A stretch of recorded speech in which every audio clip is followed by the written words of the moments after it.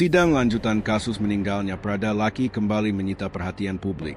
Pada Rabu, 12 November 2025, ruang sidang pengadilan militer 315 Kupang mendadak hening ketika Komandan Kompi Cheon Tepe 834 WM, Letu Infantri Rahmat, dipanggil maju sebagai saksi. Dengan suara tegang namun tegas, ia mengungkap sesuatu yang selama ini hanya menjadi desas-desus di lingkungan satuan. Menurut pengakuannya, ia melihat langsung Prada Laki merintih kesakitan setelah dicambuk oleh seniornya. Kesaksian itu membuat suasana sidang berubah drastis. Para hakim saling pandang. Auditor tampak mencatat cepat, sementara keluarga Prada Laki yang hadir tak mampu menyembunyikan kekejutan dan kesedihan mereka. Pengakuan Letu Rahmat bukan sekadar rangkaian kata. Itu adalah potongan kebenaran yang selama berminggu-minggu tertutup rapat di balik tembok barak. Kini, untuk pertama kalinya, fakta itu disampaikan di bawah sumpah di hadapan majelis hakim. Kesaksiannya membuka babak baru dalam pencarian keadilan untuk Prada Laki, seorang prajurit muda yang meninggal dalam kondisi penuh luka dan penuh tanda tanya. Sidang pun memasuki fase yang semakin panas, dan publik menanti. Apakah kesaksian ini akan menjadi kunci mengungkap siapa saja yang bertanggung jawab atas kematian tragis Prada Laki? Selamat datang dan kembali lagi di channel Bicara Saja. Mari kita lanjut lagi ceritanya.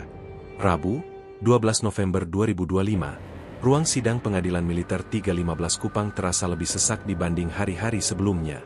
Suara AC yang biasanya mendengung samar kali ini seperti tenggelam dalam ketegangan para hadirin.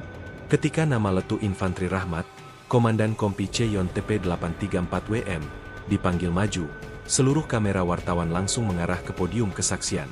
Letu Rahmat berdiri tegap, namun sorot matanya tak bisa menyembunyikan beban yang ia bawa. Setelah disumpah, ia menarik napas dalam-dalam sebelum mulai berbicara. "Saya melihat Prada Laki merintih kesakitan," ucapnya, membuat ruangan seketika hening. Tak ada bisik-bisik, tak ada gerakan. Semua orang terdiam seolah ingin memastikan mereka mendengar dengan benar. Ia melanjutkan, "Setelah dicambuk seniornya, Laki memegangi bagian punggungnya. Wajahnya pucat, napasnya berat." Majelis hakim tampak langsung mencatat. Auditor menegakkan badan. Sementara keluarga Prada Laki, yang duduk di baris kedua, mulai meneteskan air mata. Kesaksian ini adalah pintu pertama yang akhirnya terbuka setelah begitu lama tertutup oleh tembok kedinasan dan aturan komando. Ruang sidang hari itu bukan hanya tempat hukum ditegakkan, tapi tempat kebenaran yang lama terkubur akhirnya mulai terungkap. Setelah menyampaikan inti kesaksiannya, Letu Rahmat kemudian diminta menjelaskan lebih jauh. Hakim ketua menanyakan, "Kapan pertama kali saudara melihat Prada Laki mengalami kekerasan?" Jawabannya membuat suasana semakin tegang. "Beberapa hari sebelum kejadian, saya melihat tanda-tanda kelelahan ekstrim pada Laki. Gerakannya lambat, seperti menahan sakit. Namun ia tidak pernah berani melapor." Hakim kembali bertanya, "Apakah saudara mengetahui siapa yang melakukan cambukan itu?" Letu Rahmat mengangguk perlahan. "Ada beberapa oknum senior. Saya tidak menyaksikan awal pemukulan, tapi ketika saya tiba, Laki sudah dalam keadaan membungkuk sambil menahan sakit. Saya melihat salah satu senior masih memegang tali cambuk di tangannya." Auditor lantas bertanya, "Kenapa tidak langsung menghentikan?" Rahmat menjawab lirih namun jujur, "Saat itu saya baru masuk ruangan. Para senior langsung bubar ketika melihat saya. Laki hanya diam, matanya berkaca-kaca. Ia sempat berkata lirih, 'Siap komandan, saya kuat.' Tapi jelas terlihat ia tidak baik-baik saja." Keterangan itu mengungkap sebuah pola. Kekerasan bukan terjadi sekali, tetapi berulang. Prada Laki telah berada dalam lingkaran penyiksaan yang panjang, namun memilih diam karena tekanan sistem dan rasa takut pada seniornya. Hakim kemudian meminta Letu Rahmat menggambarkan kondisi fisik Laki pada hari melihatnya dicambuk. Rahmat menelan ludah sebelum menjawab. Punggungnya memerah. Ada bekas garis, seperti sabetan tali yang keras. Bajunya sedikit terangkat dan saya melihat beberapa memar. Ia berhenti sejenak, tampak menahan emosi.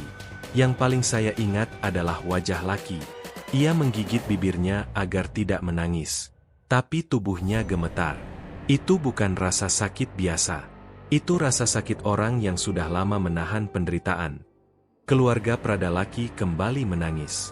Ibunya menutup wajah dengan tangan, sementara ayahnya mengepalkan tangan, menahan emosi. Rahmat melanjutkan, "Saya menyuruh Laki ke klinik. Tapi ia berkata tidak perlu. Saya takut komandan, nanti saya dianggap lemah." Pernyataan itu menampar ruang sidang. Seorang prajurit muda, seharusnya dilindungi seniornya, justru hidup dalam ketakutan. Tak seorang pun menyangka bahwa rasa takut itu akhirnya membawanya pada kematian.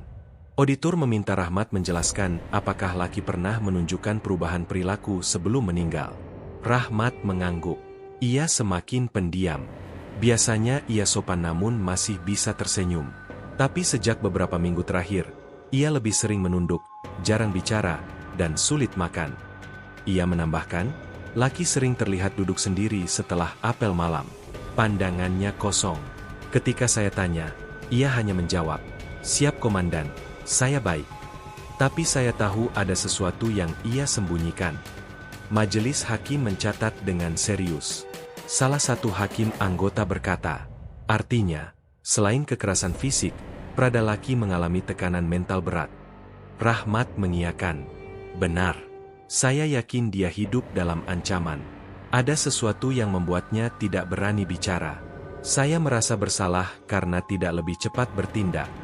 Pengakuan itu membuat ruang sidang kembali sunyi. Untuk pertama kalinya, seorang perwira mengakui kegagalannya dalam melindungi anggotanya sendiri. Dan itu adalah momen yang sangat langka dalam persidangan militer. Setelah mendengar seluruh kesaksian, suasana sidang berubah drastis. Auditor mulai fokus pada satu hal. Siapa yang memberi perintah dan siapa yang melaksanakan kekerasan itu? "Apakah saudara mengetahui motif para senior melakukan cambukan?" tanya auditor. Rahmat menghela napas panjang. "Saya mendengar bahwa itu hukuman internal. Tapi saya tidak pernah mengizinkan hukuman fisik. Itu jelas pelanggaran." Hakim ketua memandang tajam. "Jadi ada budaya kekerasan yang tidak pernah dilaporkan?" Rahmat menjawab, "Ada beberapa kebiasaan yang berlangsung tanpa sepengetahuan komando. Saya hanya tahu sebagian kecil. Dan Laki mungkin menjadi korban terparah." Pernyataan itu membuat sidang semakin panas. Beberapa keluarga terdengar berbisik marah. Wartawan sibuk mengetik berita. Majelis hakim saling bertukar pandang, seolah sadar bahwa kasus ini jauh lebih besar daripada sekadar satu kejadian. Pada akhirnya, hakim ketua menutup sidang dengan kalimat yang tajam. "Kesaksian saudara sangat berarti. Namun ini baru permulaan. Kami akan memanggil semua pihak yang terlibat. Tidak akan ada yang dikecualikan." Keluarga Prada Laki keluar dari ruang sidang dengan mata merah, tetapi untuk pertama kalinya mereka merasa ada harapan. Kebenaran yang mereka cari mulai muncul ke permukaan. Dan keadilan, perlahan tapi pasti, mulai mendekat. Usai sidang hari itu, suasana di lingkungan Yon TP 834 WM berubah drastis. Kesaksian Letu Rahmat yang gamblang dan berani membuat banyak prajurit merasa ketakutan. Namun di sisi lain ada juga yang merasa akhirnya ada seseorang yang membuka pintu kebenaran yang selama ini tersembunyi. Keesokan paginya, sebelum sidang dilanjutkan, Pengadilan Militer 315 Kupang menerima laporan mengejutkan. 2 prajurit junior mengajukan diri sebagai saksi tambahan. Mereka mengirimkan permohonan resmi melalui auditor, mengaku memiliki informasi penting tentang apa yang terjadi pada Prada Laki beberapa hari sebelum kematiannya. Di markas, bisik-bisik mulai terdengar. Para senior tampak lebih waspada, beberapa terlihat gelisah, bahkan ada yang memilih tidak keluar barak. Sedangkan prajurit junior saling bertanya-tanya siapa yang berani melawan arus dan menyampaikan kesaksian tambahan itu. Namun satu hal jelas, langkah Letu Rahmat telah membuka celah keberanian bagi yang lainnya. Sementara itu, di rumah dinas, Rahmat duduk termenung. Ia sadar kesaksiannya kemarin akan memancing reaksi bermacam-macam. Ada yang mendukung, ada pula yang mungkin membencinya. Ponselnya terus bergetar, pesan dari rekan-rekan perwira, atasan, hingga keluarganya sendiri. Sebagian memberi semangat, sebagian lain bertanya-tanya kenapa ia sampai berani mengungkap sesuatu yang bisa mengguncang nama satuan. Namun Rahmat tetap pada pendiriannya. "Kalau saya diam, berarti saya ikut membiarkan ini terjadi," gumamnya. Di hari itu juga, auditor memanggil Rahmat kembali, bukan untuk bersaksi, tetapi untuk mengkonfirmasi informasi dari 2 prajurit yang baru mendaftar sebagai saksi. Menurut laporan awal yang diterima auditor, Salah satu dari prajurit bernama Prada Andri, mengaku pernah melihat laki dipaksa jongkok selama lebih dari 1 jam sambil memegang batu besar di atas kepala. Sedangkan prajurit kedua, Pratu Dedi, mengaku melihat laki dipukul menggunakan kayu gagang sapu sehari sebelum ia jatuh sakit. Saat auditor menyampaikan informasi itu, Rahmat terdiam. "Saya tidak tahu sampai sejauh itu," katanya pelan. Pandangannya kosong, penuh beban. "Kenapa tidak ada yang melapor?" tanyanya retorik. Suaranya melemah. Auditor menjawab dengan nada dingin, "Mungkin mereka takut pada senior. Atau mungkin, Komandan, mereka menunggu seseorang yang cukup berani untuk bicara duluan." Perkataan itu membuat Rahmat menegakkan badan. Ia menyadari sesuatu. Kesaksiannya menjadi pemicu. Ketika seorang perwira berani berkata jujur, prajurit junior yang selama ini dibungkam rasa takut akhirnya melihat kesempatan untuk bersuara. Sementara di media sosial, potongan rekaman persidangan yang memperlihatkan Rahmat berbicara jujur mulai viral. Netizen memberikan berbagai reaksi. Ada yang memuji keberaniannya, ada juga yang menyebut ini bukti bahwa budaya kekerasan dalam tubuh satuan sudah keterlaluan. Beberapa jam kemudian, pihak pengadilan militer mengumumkan secara resmi bahwa sidang berikutnya akan menghadirkan saksi tambahan dari unsur prajurit aktif. Pengumuman itu membuat publik semakin penasaran. Di sisi lain, beberapa senior yang diduga terlibat langsung terlihat mengajukan pengacara tambahan. Ada pula rumor bahwa mereka mulai menekan prajurit lain agar tidak ikut buka suara di sidang. Namun, titik baliknya sudah terjadi. Benang kusut yang selama ini dipaksakan rapi perlahan mulai terurai.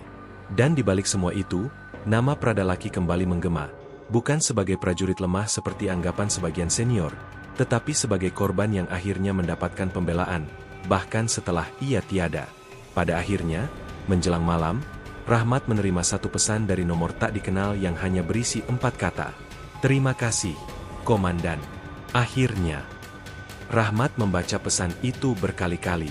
Entah dari siapa, ia tidak tahu. Namun ia merasa, apapun yang akan terjadi selanjutnya, ia tidak lagi berjalan sendirian. Kebenaran telah menemukan jalannya, pelan, tapi pasti. Hari sidang berikutnya tiba dengan suasana yang jauh lebih tegang dari sebelumnya. Ruang pengadilan militer 315 Kupang dipenuhi wartawan, keluarga prajurit, serta anggota satuan yang ingin mengetahui perkembangan kasus yang kini menyita atensi publik nasional. Semua mata tertuju pada pintu masuk saksi. Ketika hakim memanggil nama Prada Andri, ruangan langsung bergeming.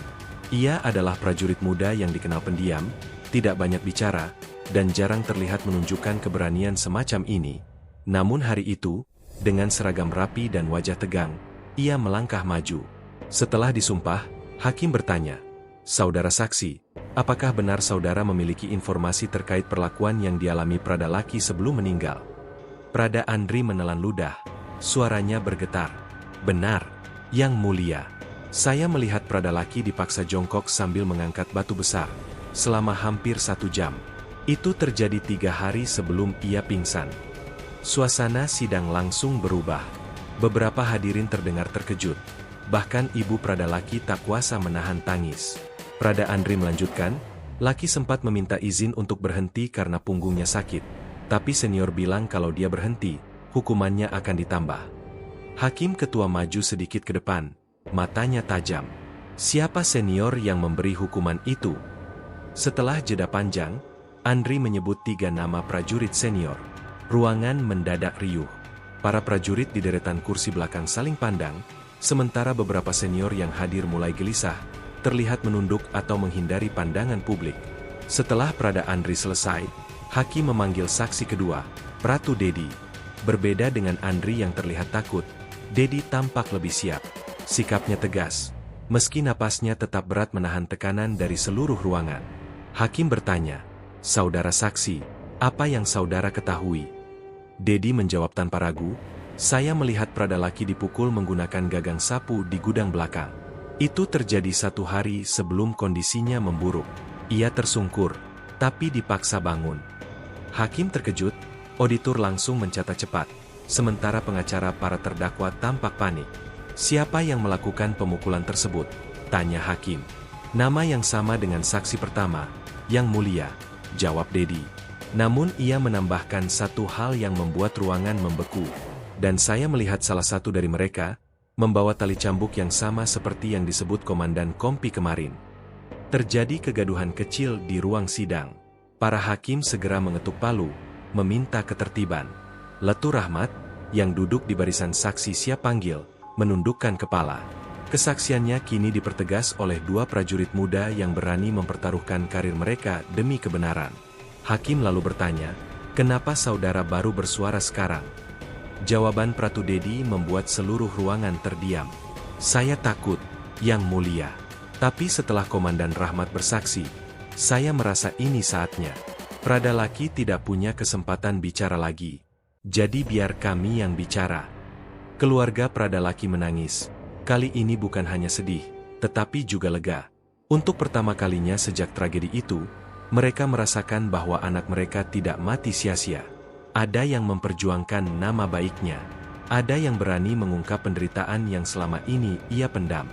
Di akhir sesi, auditor mengumumkan bahwa mereka akan memanggil para senior yang disebutkan kedua saksi sebagai tersangka baru. Sidang berikutnya akan menghadirkan mereka secara langsung. Publik semakin guncang. Kasus ini tidak lagi sekadar dugaan kekerasan. Ini sudah menjadi rantai panjang penyiksaan yang terstruktur. Dan semuanya terungkap berkat satu orang yang pertama kali berani bersuara. Letu Rahmat. Hari sidang berikutnya menjadi hari yang paling ditunggu publik. Untuk pertama kalinya, 3 prajurit senior yang disebut dalam kesaksian Letu Rahmat, Prada Andri, dan Pratu Dedi akhirnya dihadirkan ke Pengadilan Militer 315 Kupang. Kamera wartawan berderet di sisi kiri ruangan, sementara keluarga korban memenuhi barisan bangku paling depan. Ketiganya, sebut saja Serdaka, Kopda J, dan Pratu R, masuk ke ruang sidang dengan wajah tegang. Seragam mereka rapi, tetapi ekspresi mereka menunjukkan kombinasi antara takut, marah, dan tidak percaya bahwa kasus ini akhirnya menyeret mereka ke hadapan hakim militer. Ketika palu sidang diketuk, hakim ketua langsung membuka sidang dengan nada dingin yang membuat ruangan membeku. Para terdakwa, saudara-saudara telah disebut dalam 3 kesaksian berbeda sebagai pelaku kekerasan terhadap Prada Laki. Hari ini, kami ingin mendengar langsung dari saudara. Serdaka diminta maju pertama. Tubuhnya tampak kaku. Ia mencoba tetap tenang. Hakim bertanya, apakah saudara pernah memberikan hukuman fisik kepada Prada Laki? Serdaka menjawab cepat, seolah sudah menyiapkan jawabannya semalaman. Tidak, Yang Mulia. Saya tidak pernah melakukan itu. Namun auditor langsung menyerang dengan tegas. Bagaimana dengan keterangan 2 saksi yang mengatakan Anda memegang tali cambuk, dan kesaksian Komandan Kompi C yang melihatnya langsung? Serdaka terdiam. Rahangnya mengencang. Itu tidak benar. Mereka salah lihat. Namun seluruh ruangan bisa merasakan bahwa jawabannya tidak meyakinkan. Bahkan salah satu hakim anggota mencatat sesuatu sambil menggeleng pelan. Giliran Kopda J dipanggil. Berbeda dari Serdaka yang mencoba tenang, Kopda J terlihat gelisah sejak awal. Tangannya bergetar, dan beberapa kali ia mengusap wajah. Apakah saudara memukul Prada Laki menggunakan gagang sapu? Tanya hakim. Kopda J mencoba tersenyum kaku. Tidak, Yang Mulia. Saya hanya melatih dia. Tidak ada pemukulan. Auditor kembali menekan. Pratu Dedi bersaksi melihat saudara memukul dengan gagang sapu. Apakah saudara mengatakan saksi berbohong? Kopda J menelan ludah. Saya tidak tahu apa yang dia lihat. Mungkin salah paham. Namun suaranya goyah. Beberapa wartawan saling berbisik, memprediksi ia yang paling mudah runtuh dari ketiganya. Terakhir, Pratu R maju. Dari awal ia terlihat paling defensif. Bahunya terangkat, wajahnya menantang, seakan tidak takut dengan proses persidangan. Tapi begitu hakim bertanya, nada arogan itu mulai retak. Apakah saudara memaksa Prada Laki jongkok sambil memegang batu besar?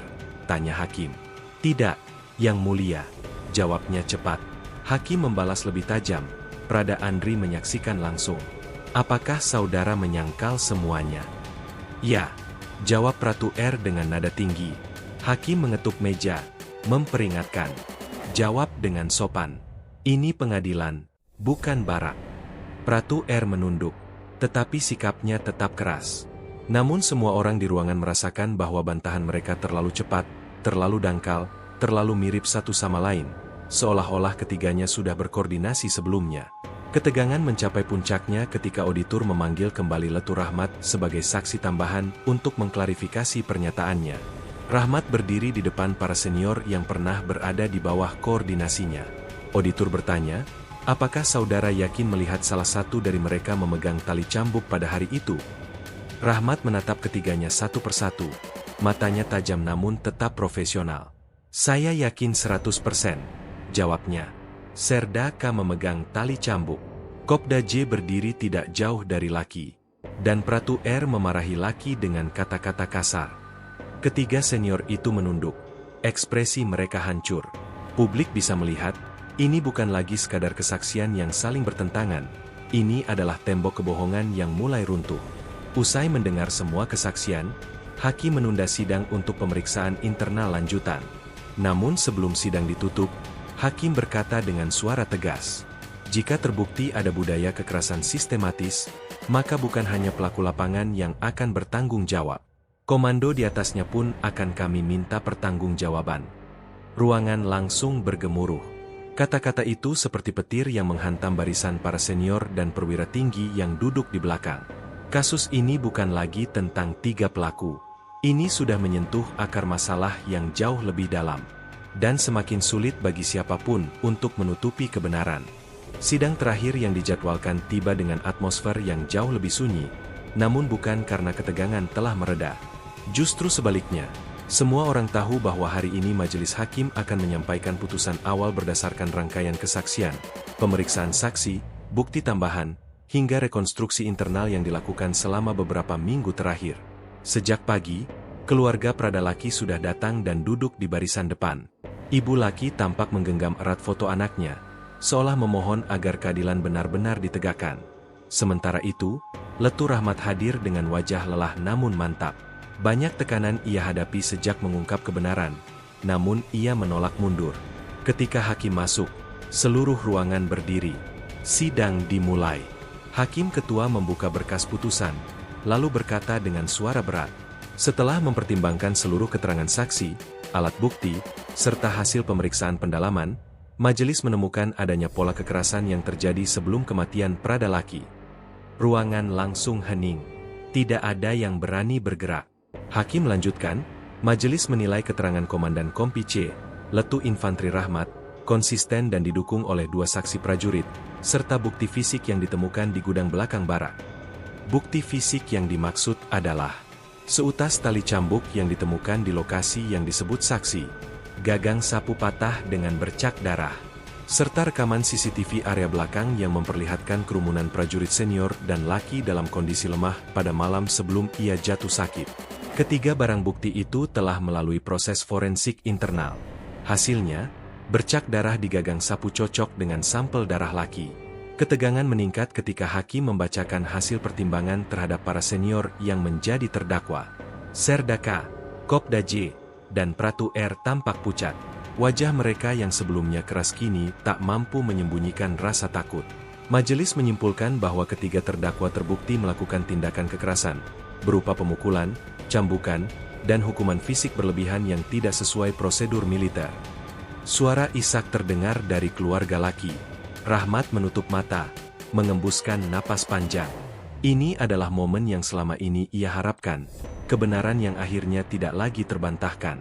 Hakim melanjutkan, majelis akan merekomendasikan hukuman penjara dan pemecatan dari dinas militer bagi terdakwa Serdaka, Kopda J, dan Pratu R. Proses ini akan dilanjutkan pada sidang disiplin dan pidana berikutnya. Tapi ada satu hal lagi yang membuat ruang sidang kembali terdiam.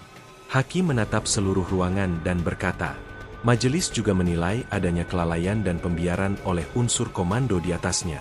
Investigasi tambahan akan dilakukan. Satuannya tidak dapat lepas sepenuhnya dari tanggung jawab. Kata-kata itu menghantam keras. Ini berarti kasus tidak berhenti pada tiga pelaku. Ada tanggung jawab struktural yang harus diusut, mulai dari perwira pengawas, provost, hingga staf intel satuan. Keadilan yang dicari keluarga Laki tidak berhenti di sini, justru baru dimulai. Setelah membacakan putusan awal, hakim mengetuk palu satu kali. Sidang ditutup. Namun ruangan tetap terdiam beberapa saat. Orang-orang seolah sedang mencoba mencerna kenyataan bahwa tembok pelindung yang selama ini melindungi kekerasan di barak mulai runtuh. Letu Rahmat berdiri perlahan. Ia melihat ke arah keluarga laki. Ibu laki menghampirinya, mengangguk sambil meneteskan air mata. "Terima kasih, Nak. Kalau bukan kamu, kebenaran ini mungkin tidak akan muncul," ucapnya lirih. Rahmat menahan air mata. "Ini kewajiban saya, Bu. Untuk laki, dan untuk semua prajurit yang takut bicara." Di luar pengadilan, wartawan sudah menunggu. Berita tentang putusan ini langsung menyebar ke seluruh Indonesia. Nama Pradalaki kembali menggema, bukan sebagai prajurit yang lemah, tetapi sebagai korban kekerasan brutal yang akhirnya mendapatkan pembelaan dan keadilan. Di balik semua hiruk-pikuk itu, Rahmat berjalan pelan ke area parkir. Langit Kupang sore itu tampak merah keemasan. Untuk pertama kalinya sejak sidang dimulai, ia merasakan beban besar di dadanya sedikit terangkat. Kasus ini mungkin belum selesai. Proses hukum akan berlanjut. Tanggung jawab komando akan diperiksa. Satuan akan dievaluasi menyeluruh. Namun satu hal telah tercapai. Kebenaran yang selama ini disembunyikan akhirnya muncul ke permukaan. Dan Pradalaki, prajurit muda yang tiada, akhirnya mendapat suara yang tidak lagi bisa dibungkam. Ini bukan sekadar akhir narasi, ini awal dari perubahan.